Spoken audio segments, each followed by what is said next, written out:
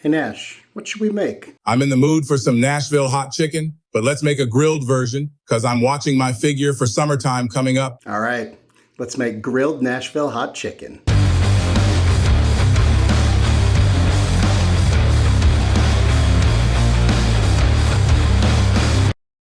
Often in life we reach intersections. Today we're at an intersection of making delicious food, but also trying to make food healthier, or make the food we're eating healthier. You know what I'm talking about. I'm sure we all struggle with this. Those of you who don't, I applaud you and I envy you. So I wanted to make a Nashville hot chicken video. So I was like, ooh, but can we do it without like the deep fry and the breading? Yes, we can. Actually, there's two different ways. You could do like a carnivore breading, but we're not gonna do that. Today, we're gonna try to do, I'm sure it's been done before, but I've never seen it. We're gonna do a grilled version of Nashville chicken. So grilled Nashville chicken. So we're gonna do the brine. We're gonna make a rub that kind of simulates that Nashville hot chicken spice profile. And then we're gonna grill it, and then we're gonna make that Nashville hot chili oil that they basically drench the fried chicken in at the end, and that's what makes it, that's kind of the finishing touch of what gives it that Nashville hot chicken. So we're gonna make that same thing, and then we're gonna brush our chicken as we're grilling it with that, and we're gonna see how it turns out. I have high hopes, so come with me on this journey, and without further ado, let's go. So we start with a little bit of fire. Then we get out a nice little sauce pot. And in this sauce pot, we put 1 1/4 cups of dill pickle juice. We're making our brine first because we're gonna brine our chicken. We don't necessarily need to bring this up to a boil. We just need to get it hot enough to incorporate our next ingredient, which is 3 tablespoons of brown sugar. As soon as your sugar is dissolved into your pickle juice, we can go ahead and kill the heat and let that cool. All right, so we need our chicken. Now, if we were frying it, I probably would have done bone in, but I wanted to use what I had, let's be honest. So I got 2 thighs, I got 2 breasts, so we're gonna do a little bit of white, a little bit of dark. So we're gonna take these guys and throw them into this Ziploc bag here. And then we're gonna take our brine that we just made and pour it into this bag along with our chicken. Then we're gonna seal this guy up, trying our best to remove all of the air. And then we just sort of give it a little massage. Make sure everything is, make sure everything's coated. And there we go. And now we wanna throw this in the fridge and let it marinate for at least an hour. Overnight would be best. So to the fridge we go. Good morning. It's been overnight. Now we make our rub. So we take some sort of a bowl receptacle and put 4 to 8 tablespoons of cayenne pepper, 1/2 cup of brown sugar, 2 tablespoons of paprika, 1 tablespoon of kosher salt, 1 tablespoon of celery salt, 1 1/2 tablespoons of chipotle powder or chili powder if that's what you got, 2 teaspoons granulated garlic, 2 teaspoons black pepper, and 1 teaspoon of MSG because it makes good. And we just give this a little bit of a mix.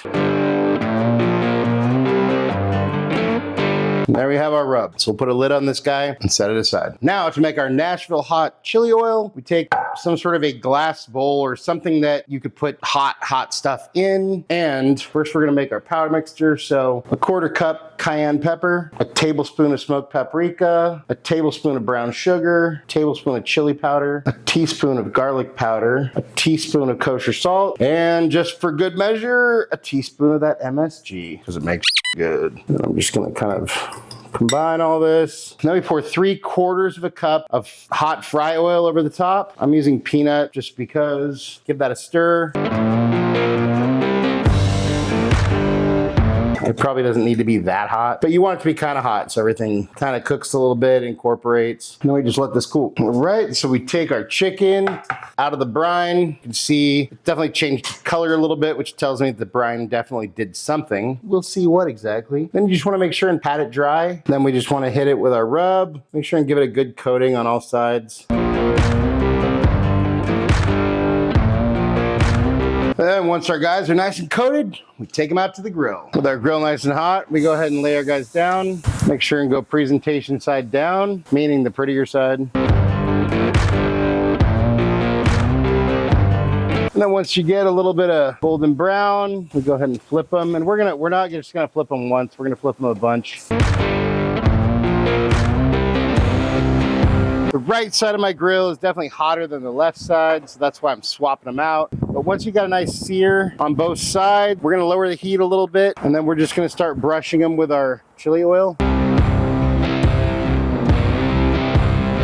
And then at this point, you kind of just keep them covered as much as possible so your chicken cooks through. And then we just want to keep flipping and basting until your chicken reaches, we want 165 for the breasts and about 180, 185 for the thighs. So pull them about 5 degrees before that. So pull the breasts at 160, pull the thighs at like 175, and we should be good.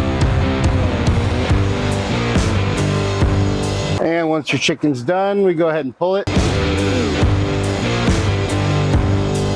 And then we let it rest. We get some of this little paper here because it looks cool. Then we put down a piece of white bread. Then we lay down our guy. And then it gets a pickle and a toothpick. And there we have our grilled Nashville hot chicken.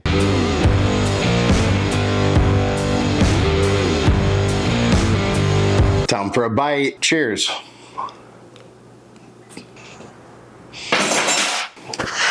We're missing the crispy crunch of a good deep fried Nashville hot chicken. However, I will say this is phenomenal. If you like the flavor of Nashville hot chicken, this packs all that flavor in like 100+%. It's rich, it's juicy, it's freaking delicious. It's got a nice crust. It's definitely got that spice. You kind of get the sweet like right away, and then the spice just kind of creeps up, and then it sort of punches you in the face. In a good way though. Like, I mean, if you don't like spice, obviously this probably isn't for you. However, you could do something similar and then just, I would say, sub out like a ton of the cayenne for more like paprika. But anyways, no, super delicious. Go make it. 10 out of 10, would highly recommend. But hey, let's see what Nash thinks. Hey bud, how you doing? I'm very demure, very mindful. Well, check it out. We made this grilled Nashville hot chicken you wanted. Here you go.